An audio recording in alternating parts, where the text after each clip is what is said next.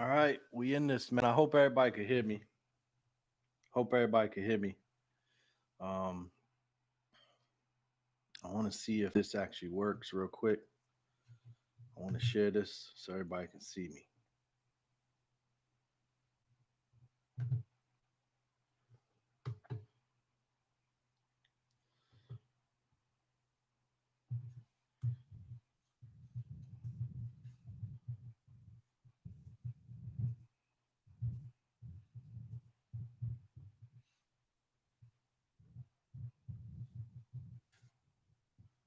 All right, I'm hoping everybody can see this. I'm sharing this now, and let's go.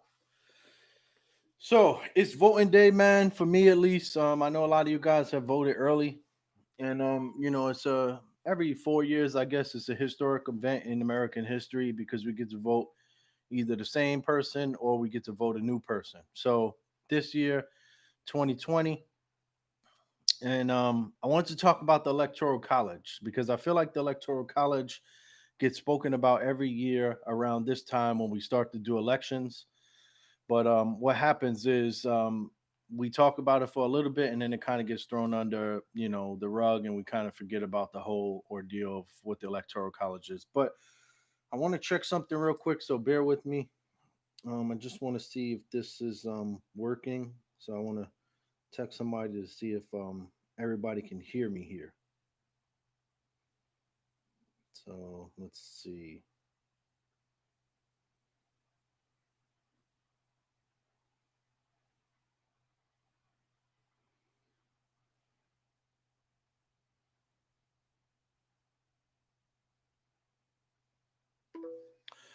All right. So while that's kind of, I guess, being checked on, I want to talk about the Electoral College, and I got a bunch of notes here because I didn't want to miss anything, and I don't want people to think that I'm just talking, from my hip and I don't know what I'm talking about because I do research things before I talk about it always. I never just shoot from the hip.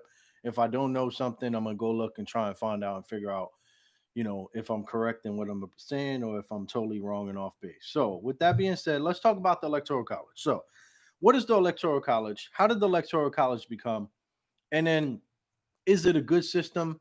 Is it a bad system? Do we need to change it? Do we need to eliminate it? Do we need to keep going? So here's kind of like where I stand with this whole thing.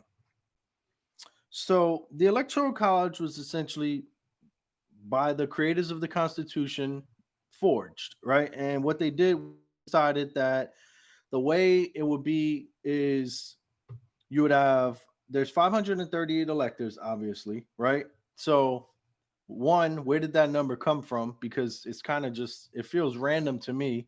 So when you break it down according to how they have it, they say each state gets has two senators, so you get two electoral college votes essentially. So there's 100 senators altogether that get to vote in the electoral college, and then that leaves 438 electors or House of Representative House people who are in the House, the representatives. So there's 435 of them. Oh, sorry, 438 of them. So three of them are in DC, and then that leaves 435 to be kind of broken out amongst the 50 different states. So my question is, why is it 435 representatives and why is it not a bigger number or a smaller number? Why is it not more equal? Why is it just, if you have 50 states, wouldn't just 100 be good and you could say two just like the senators? But no, no, no, no. They start to get into other stuff. They say the electoral votes are determined by population. But then, you also start to see stuff like it's I got it here. Let me just read it really fast. So the House of Representatives, the states they represent is based on population, right? But it also says in another, if you research this, that one representative is for each congressional district in the state. So is it on population or is it on congressional districts within the state? Because what I learned from what I can see, it's not based on population. That's the illusion they want you to believe. But from what I can see is the electoral college has never changed. It's always been the same. I can't find anything. And please, if somebody can, please in the comments link me to something, because I can't find it. And I have the world of Google right at the palm in my palm that I can research everything, and I can't find it. So here's my question to you. If it is based on population, this is my question. I'm gonna give you two different states with what their population was in 1990 and what their population was in 2019, because we don't have the updated census yet. So I want you to ask yourself, is it really based on population, or is it based on here what they say is on congressional districts? How many congressional districts each state have? And then I'm going to ask you about congressional districts after, because I have another question. So let's look at Florida and New York. These are two states that I've lived in, and I currently live in Florida. So here's my question. My small brain says that most people are leaving New York and most people are migrating down to Florida, right? But here's what the facts say. So in 1990, Florida had 13 million people. 13 million people in the whole state of Florida population. In 2019, they had 21.5 million. So they've grown by 50%, roughly, right? They've grown by their population by 50%, roughly. New York State in 1990 had 16 million people, and in 2019 has 19.5 million people. So obviously, New Yorkers are still, wanting to be a part of New York State. I know people, expand their family and have babies and all this stuff. I get it. But my point is, New York has grown by 3.5 million population, right? And Florida has essentially grown by 8.5 million. So Florida currently has 29 electoral college votes, and New York currently has 29 electoral college votes. So my question is, if we're doing it by population, right?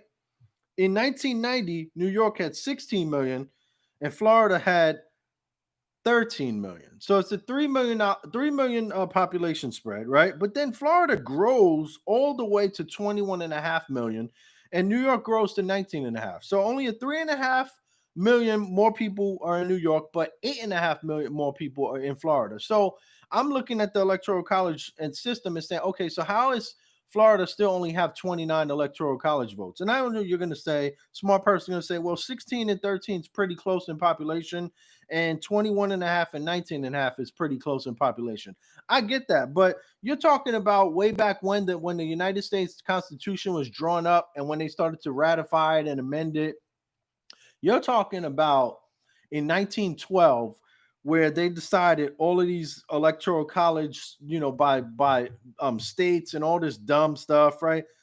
With the ratification and everything. But my bigger point is it really by population? Because it doesn't seem to be by population.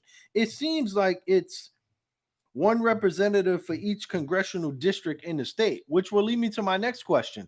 How do we figure out how many congressional districts should be in each state? Because there are states that are huge and then states that are not so huge. So when you start to look at states like Florida and New York, if I was to take a rough guesstimate, I didn't do the math on this, I didn't research this, but if you do the math, those two states are pretty much the same size. So congressional districts kind of make sense because they both, would have the same amount of congressional districts, because that's why they have the same amount of electoral college votes. So my bigger question is, with the popular vote versus an electoral college. So let's go back, because I know people have questions about this. So the electoral college, why did they create this? Because my point is, if you're talking about everybody's vote is equal, the electoral college essentially says no, that's all BS. And in fact, I would go as far as to say that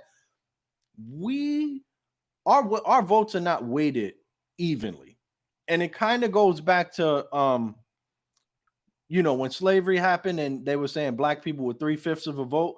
That's kind of how I feel about how the system is now, because we all have a vote, but depending on where you live, your vote matters a little differently. It could be either weighted heavy or weighted very lightly, depending on where you are. Now, here's an example. If you have California with 55 electoral votes and you have New York and Florida with 29, right? So 29 times 2 is 58, right? So you're telling me that in California, if you have 39.5 million people, which they do, right? You're telling me that Florida with 21.5 million people. If you double that, that's 43 million people would have 58 million votes. So you say, okay, yeah, the math kind of works out, right? But my point is, what's the cutoff? Is it a million people and then you get one, and then 2 million people and you get two? It does this. It's no really rhyme or reason, and population has grown differently in different parts of the countries. So my point is, how are you going to tell me that the electoral votes have never changed? California's always had 55. I can't find that. Please, somebody help me out if you can find that, because it doesn't look like it's ever changed. So that's a big issue for me right there. I would tell you this also. If you're in California and 21 million people vote out of the 39.5 million, let's go even closer. Let's say that 20 million people vote Democrat and 19.5 million people vote Republican. 19.5 million votes essentially get thrown away. They don't matter. You know why? Because they won the electoral college with 20 million. So all 55 electoral votes go to the Democratic Party there. So now if you have 20 million people who voted in California Democrat, get 55 electoral college votes, and now you have your 21.5 million people in Florida. If they vote Republican, guess what happens? The Republicans get the electoral college vote for Florida. But now California, 20 million people vote Democrat, 55 electoral college votes. In Florida, 21.5 million people vote Republican, 29 electoral college votes go there. So I don't understand. It's not weighted fairly. It's all BS in my opinion. I feel like the popular vote needs to be something that we start to push again, because I don't understand how you can tell me my vote matters. My vote doesn't matter unless I'm in a particular state, and I'm going to get into that. Lick my finger here. So there are 13 states that essentially determine the outcome of the president every year, every 4 years. And if I was going for president, one thing, everything would be totally different. But anyway, there are 13 states that literally matter. That's it. Why? Because guess what? New York is always going to be voting Democrat. California is always going to be voting Democrat. So even if you're a Republican and you're really, really well liked, it's never happened in history. You're never going to win that state. Simple as that. So you might as well check off 29 for New York. I'm not getting those. 55 for Cali. I'm not getting those, right? Basically. But I was president, I would only go to 13 states. Why? Because that's where the votes matter. Those are Wisconsin, Florida, Pennsylvania, New Hampshire, Minnesota, Arizona, Georgia, Virginia, Michigan, Nevada, Colorado, North Carolina, and Maine. Those will be the only states that I ever go and visit, because those are the only states that matter. So when Electoral College was presented or formulated or created, their whole thing was, and I'm talking about the founders of this country, right? Because they know best, right? They know from 200 and some odd years ago what was going to work in 2020. They know for sure that what was going to work back then is going to work today. It's all bullshit. Anyway, when they were creating this whole thing with the Electoral College, they were thinking this is the best idea ever, because now you're going to have all of the big cities. Everybody wants to go there. As a president, I want to go to the big city and get that vote, right? Because there's a lot of people there. These cities sort of matter more because they're going to bring in all the revenue and the money, and they're going to help support me and blah, blah, blah, right? And I'm never going to go into the whole middle of the country, right? Never going to go to all the far corners of the country, right? I.e., those states I just mentioned: Florida, corner of the country; Maine, corner of the country; Minnesota, Arizona, Georgia. None of these kind of states, they're kind of either on the edge, right, or they're kind of in the middle of the mainland, farmers and stuff. Nevada. Who's going to Nevada? It's a freaking desert. Why would you go there, right? But swing states have kind of changed, but those are kind of consistent. So they said, in order to have people's vote matter and be weighted accurately, we're going to have to give the smaller cities, or the smaller states in this case, better chance of having themselves represented and their voices heard. Because if we never hear from them, we won't know. If we're never visiting that state, we'll never know what they want. So they said, let's put an electoral college in place, because now we will give an equally distributed weight amongst the the whole population, the people's opinion and what they meant. But here's my point. So think about the difference between 1900, or let's just go 100 years, 1920 and 2020. Think about that.